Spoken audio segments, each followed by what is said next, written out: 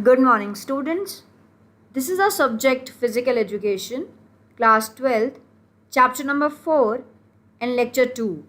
The name of the chapter is Physical Education and Sports for CWSN, Children with Special Needs, Divyang.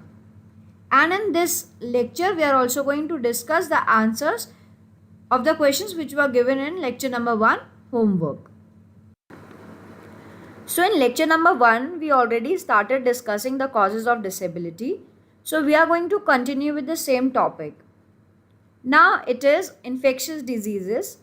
Infectious diseases may also cause disabilities. If the immunity power of a child is low, he is susceptible to fall sick or contract more serious illness. So what they're trying to say is that there are several diseases which might cause disability to an individual. It might be a mental as well as your physical disability. And if a child is not properly immunized, if the immunity system of the child is not good, it's not strong, then he may come in contact with a lot of diseases or illnesses. For example, you can say, like here it is given, mumps. So mumps is a viral infection which affects your salivary gland. So what actually happen is, if these diseases severity is very high, then these diseases may also cause disability to an individual. The next one is your disturbance in endocrine glands. Disturbance in endocrine glands may also lead to disability. Owing to such disturbance, a child may suffer from various physical and mental deficiency. So endocrine glands are ductless glands of the endocrine system that secretes their products, hormones, directly into the blood. So if there is any disturbance in the working or in the functioning of endocrine glands, then again a child may suffer from various physical or mental deficiency, because the functioning of the body would be affected because of the disturbance in endocrine glands functions. The third point is malnutrition. Malnutrition is another significant cause of disability, especially in our country. If a child does not get appropriate nutrition, he may be physically weak. So this point is very simple to understand. If an individual does not get proper nutritious food, or he gets low nutritive diet, then he might come across physical weakness, because of which he or she might also have physical disability. So it is very important for an individual to have nutritious diet, because any kind of nutrition lack or deficiency will not help you in working properly. So that is why if there is some deficiency, then one might be physically weak and one might have some disability. The next cause is poor approach to healthcare. Here we are talking about hospitals, doctors, the medications and everything. So many disabilities can be prevented easily if there is proper access or approach to healthcare facilities. So it is said that if an individual or if people get good healthcare facilities around them, then there are less chances of getting any kind of disability, and it can be prevented by that. But sometimes what happened, that good healthcare facilities might not be available around when at the time of difficult labor and birth. Here we are talking about pregnancy, labor and a birth of a child. So it may cause baby to be born with a disability such as cerebral palsy. So here we need to understand that if an individual is not getting good healthcare systems, if the facilities are not nearby, then also one can get different kind of disabilities, and these disabilities can be both mental as well as physical. Proper immunization can also help in preventing many disabilities. This we already discussed in the last few points, that immunity system uh, plays a big role in not getting different diseases, illness, and because of which again it might be a disability. So if an individual is properly immunized, then that individual might not have contact with different diseases or illness, which further will not turn into a disability. The next point is nuclear accidents. Now, here we are talking about atomic bombs, or we are talking about the radiations from different nuclear sites. And there are several examples which we might already be knowing. And here are two examples which are given here. Many persons have suffered after being exposed to radiation because of accidents in nuclear power plants in USA and Ukraine in 1979 and 1986 respectively. It has also happened in 1945 in Japan during Second World War. So um, two atomic bombs were dropped on Hiroshima and Nagasaki, and because of which till date there are people, or there are babies who are born with different physical as well as mental disabilities. So it is said that, and at such places there has also been an increase in the number of children born with cognitive disabilities such as Down syndrome. So these radiations, these bombs, or this nuclear accidents actually cause a lot of disabilities and disorders among the people. The next one is the toxic materials, pesticides and insecticides. Toxic materials like lead and mercury, etc., found in various products. Use of insecticides and pesticides and other harmful chemicals may cause disabilities in people and birth defects in babies. As a matter of fact, such toxic material may cause damage to brain, which ultimately leads to disability. So in our daily routine we use different type of pesticides and insecticides for our own help, but using this in excess, or if any individual come across these harmful materials on a daily basis again and again in a large amount, then that individual might also have disabilities. Mainly the pregnant women, if they are around all these kind of harmful materials or toxic materials, then their babies might take birth with different disabilities. So these materials also harm an individual and may cause disabilities. The seventh point is illness. The illnesses like cancer, heart attack, diabetes, etc., cause a number of long term disabilities, because people, those who suffer from such kind of illnesses, do have this chronic problem on their own, and that is why, because of their functioning of the body, they might have long term disabilities. Arthritis, back pain, musculoskeletal disorders, etc., are also significant causes of disability. Now, the examples which are given here are related to bones, joints, and muscles. If you are not physically fit, if your skeletal system or your muscular system is not functioning properly, then again it might cause disability. Some illnesses to pregnant women may cause physical or learning problems to her baby when born.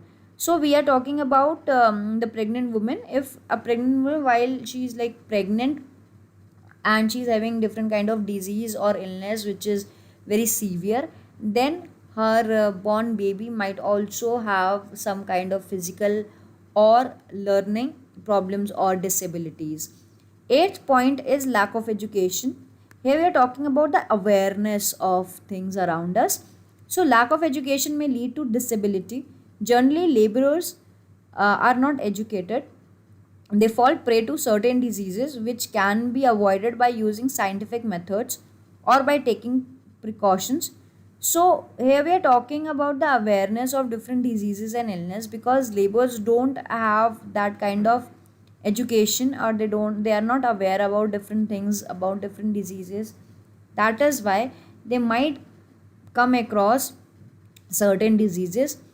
For example, nowadays there is this corona, and people those who are not aware about it are still going out, not washing hands and different things. So here we are saying, just saying that we can take precautions and can prevent all these diseases, but because we are not aware, we don't have the we are not educated, uh, or we have this lack of education or awareness. That is why people may come across these diseases also, but due to ignorance they do not adopt such precautionary methods, as I said before. Hence their chances to get a disability are on the rise. Next point is wars. It is usually seen in war that the most of the civilians are killed or disabled along with the soldiers. Bomb explosions cause people to become deaf, dumb, lose their limbs. Not only the physical health but mental health of the individual is also badly affected by nuclear, biological, and atomic weapons. So, in war, as we know, that when there are wars happening, not only the soldiers are affected but also the civilians get killed, or they also come across different um, loss of limbs, or deaf or dumb. So we are, when there is this wars, then we just don't have physical problems, but an individual might also come across different mental issues, because of the nuclear or atomic weapons which are used in the war. Next point is medicines and vaccines. No doubt, medicines and vaccines are essential to protect health and prevent disability, but there are a number of practitioners in the medical field who are not qualified or registered. So, here we are talking about doctors or the nurses. If doctors and nurses are not qualified, then they might give wrong medications or wrong vaccines to the people, and because of which an individual might have different diseases, illness, or problems, which further can turn into a disability or a disorder. They do not take proper care while dealing with patients.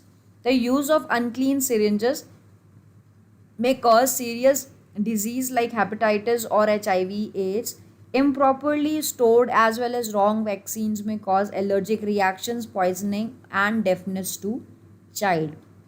So if a doctor is not aware about his work, he has no knowledge or information about his work, then he or she might use wrong medicines or vaccines.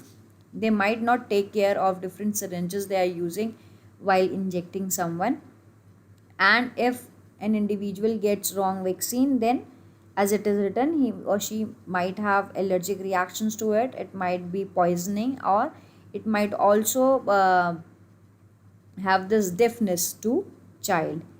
The last one is dangerous working environment.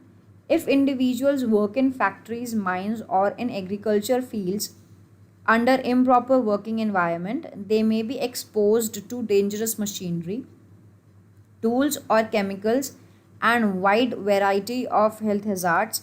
In such condition, they may get disability on a long run. So here we are talking about the working environment.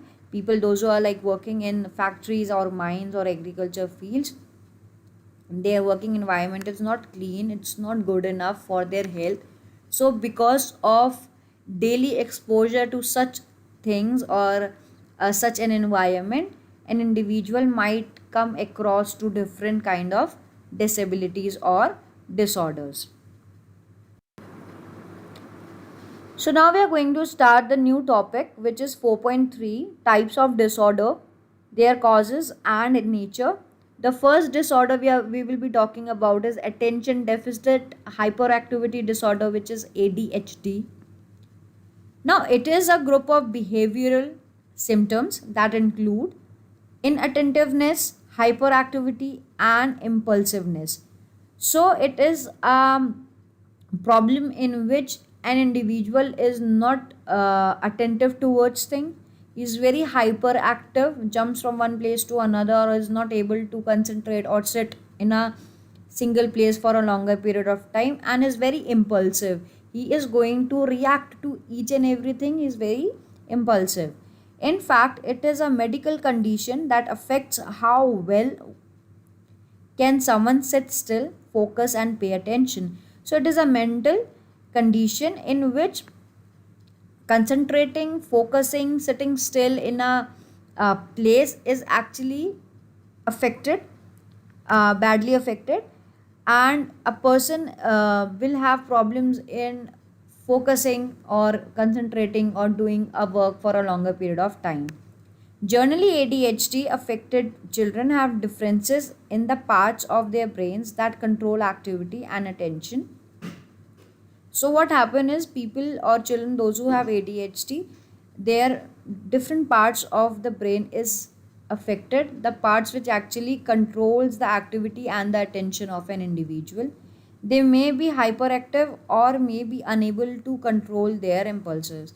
So, these people might be hyperactive, or they might not be able to control what they are actually doing.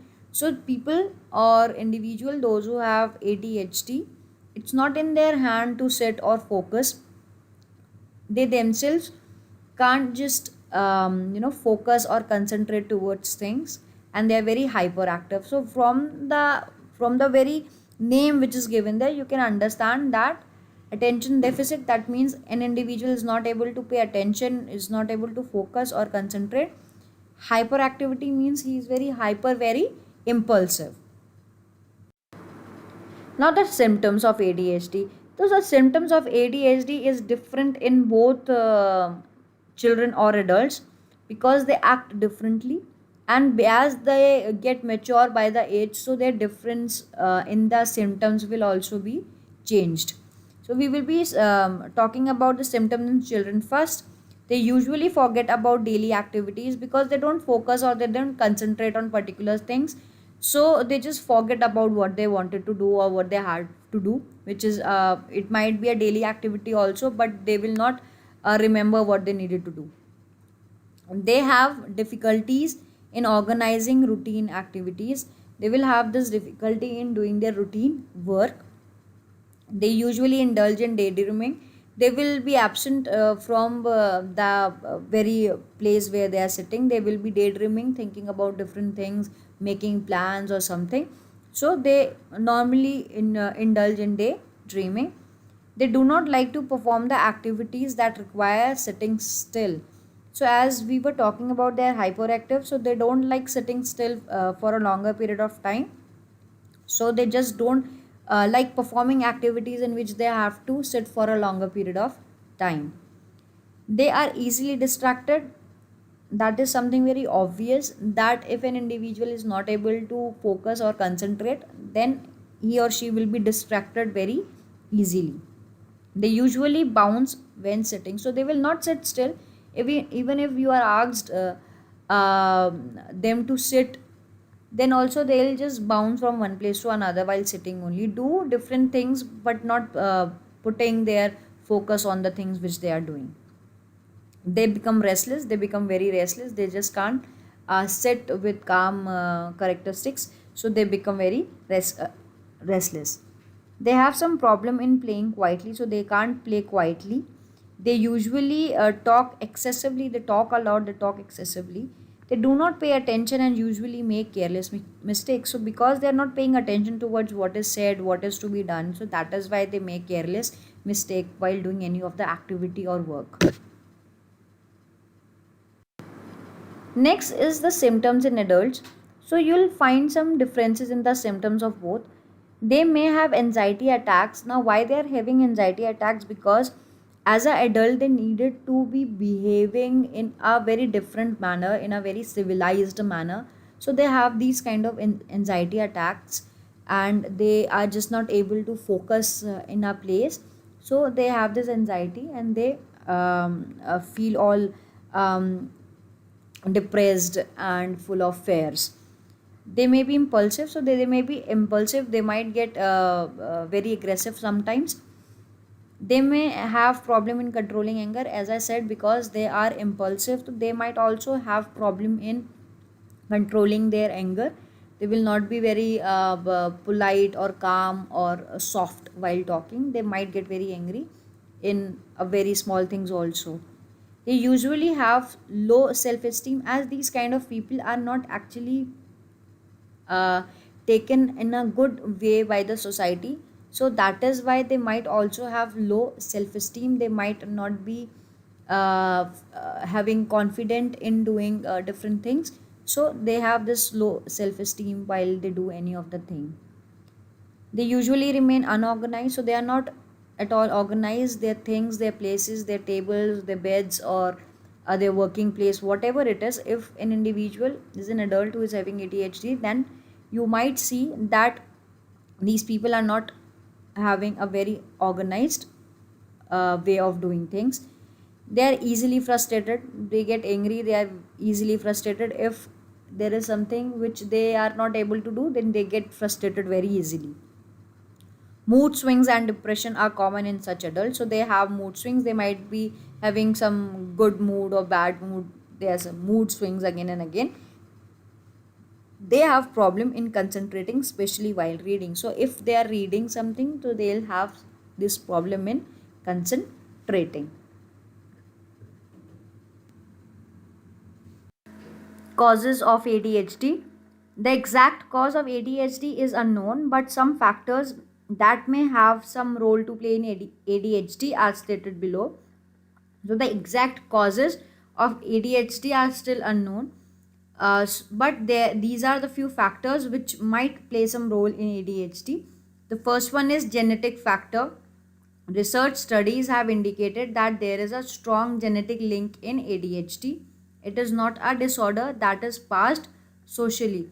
So it is not kind of a disorder which might occur to a person because he is socializing with person who is having ADHD. It's not something which is communicable. So it has more to do with the genes of an individual.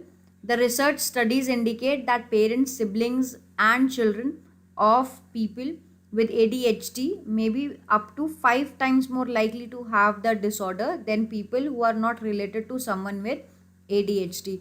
So, if you have this kind of a blood relation with a person who is having ADHD, then that individual is 5 times more likely to have this kind of a disorder than the people those who are actually not directly related to a person who is having ADHD. So if an individual is a parent, sibling, a child, so it might happen that they are more prone to these kind of disorder. Second is brain injuries. When a baby's brain is damaged before or after birth, it could make the baby more likely to develop ADHD later on. So, if there is some kind of brain injury before the birth of the baby, or after the birth, also if there is some damage, or if there is some because of some accident, something, there is a injury or damage in the brain of baby, then he or she might have ADHD on later on life. Low birth weight. It is observed that children with low birth weight are more likely to develop ADHD because they are malnutrition. That is why they might have ADHD because of low birth weight. Fourth one is trauma and brain diseases. Trauma during birth and brain diseases may lead to ADHD. Any kind of brain disease or trauma or shock to an individual, it might lead to ADHD. The fifth point is lack of discipline in the family. Research studies conducted in this field also indicate that lack of discipline in the family and chaotic family life may be the cause of ADHD in a family. In fact, lack of harmony in family, lower socio-economic status, and hostile relationships between parents and children are also causes of ADHD. So by lack of discipline, they are trying to say that if the family is not properly organized and the discipline, the people behavior to one another is not good, is very negative, then it might happen that individual from that particular family might have ADHD. Harmony in the family means the relationships are good. Socio-economic status of the family, if it is not good, if they are not economically good, or in the society they are not treated well because of their characteristics or different behavior in the society, or they have a very negative or hostile kind of a relationship is there between parent and a child, then an individual might have ADHD. Next is the diet. There are number of evidences which show that taking a particular type of food or additives play a significant role in causing ADHD. Now there are a lot of food supplements and everything which comes in the market. So if an individual is continuously taking that kind of food or food additives, then he or she might also have ADHD. Next is exposure to toxic substances. Exposure to some toxic substances may also lead to disorder. Smoking, alcohol, or drug abuse during pregnancy may cause ADHD to the offspring. That means that if an individual is taking toxic substances on his or her daily basis life, then that individual might have ADHD. Though we have already discussed the causes of disability earlier, and these are some of them only, so you can learn from both the sides properly, but you have to specifically learn from each and every topic the causes which are given. Sensory processing disorder, SPD. So by the name of this disorder you may understand that it is related to the senses of an individual. The functioning of the senses does not work properly, that is why an individual do have this sensory processing disorder. So sensory processing disorder is a condition in which the brain has difficulty in receiving and responding to information that comes in through the senses. So what they're trying to say is that the information which we receive from our senses, that is not received properly, and the responses of that particular sense which we had, brain gets it difficult to understand. So because of which many individuals have problems in while acting or reacting towards the different senses which they have had. In fact, it refers to the way of nervous system receives messages from the senses and then turns them into proper motor and behavior responses. So what we are trying to say is that whenever we see something, we act upon it, or if we touch hot iron, for example, so we are going to feel the heat, and then we are going to remove our hand if we have felt that. But what happened in sensory processing disorder is you might have felt that pain, but your brain is not going to respond accordingly, because the senses does not give the proper information or message which is sent to the nervous system is not proper. That is why when you react to those particular senses, that reaction is not proper. It is a sort of neurological traffic jam that prevents certain parts of the brain from receiving the information required to interpret sensory information accurately. So it is a kind of traffic jam inside your brain or in your central nervous system, that it prevents some part of the brain from receiving the information required to interpret sensory information accurately. Sensory processing disorder may affect a sense such as touch, sight, taste, or movement. So it might be a touch, it might be what you see, it might be what you taste, it might be the movement. So whatever your senses are doing, whatever you are sensing, that particular information is not sent to the brain properly, and the brain does not proper process that particular information. The symptoms: a person may scream when touched, or may vomit or dive under the table after hearing the sound of a leaf blower outside the wind. So they might react they might overreact, one can say.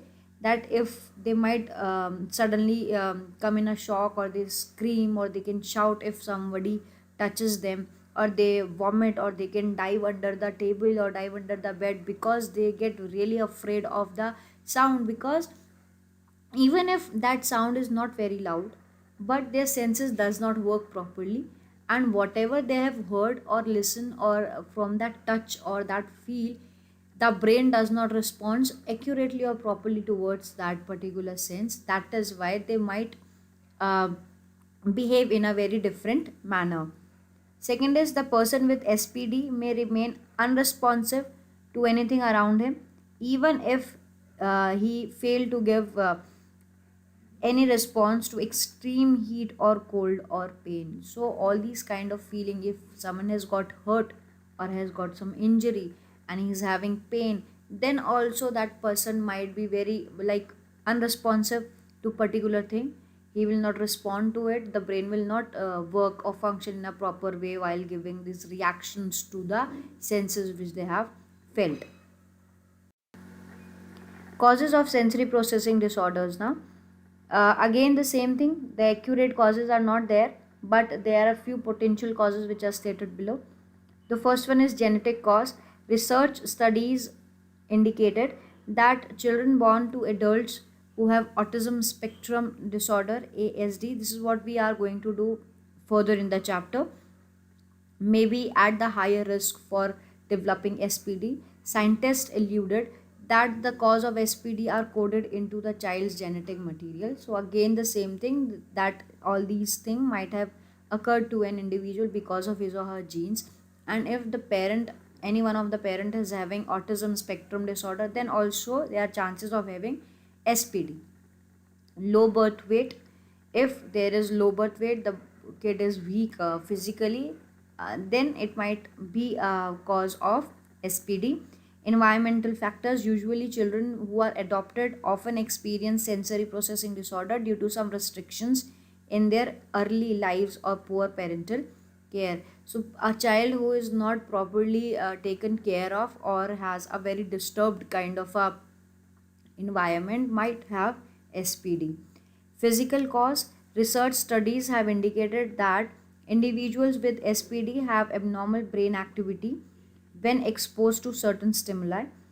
Individuals with SPD have differences in brain structure which provide a biological basis for the onset of this disorder. So because these people, or if it is like any kind of a physical disability or physical cause, if someone is not properly fit, then an individual might have these biological disorders might be there, and because of which an individual may have SPD. Now the homework for this lecture. Question number 1 is, explain any 5 causes of disability. Question number 2 is, explain ADHD. Question number 3, list down the symptoms of ADHD in adults. So you list down around 3 or 5 symptoms. Question number 4, explain sensory processing disorder. Now the homework solutions of lecture 1. Question number 1 was, define disability. So disability is the reduction of functional ability to lead daily fruitful life. Question number 2, what do you understand by cognitive disability? Answer, it is a neurological disorder that creates hindrance or obstruction for an individual to store, process and produce information. Question number 3, explain intellectual disability. The answer is, intellectual disability is characterized by below average intelligence or mental ability and a lack of skills necessary for day-to-day living. So this is the end of lecture number 2. Thank you.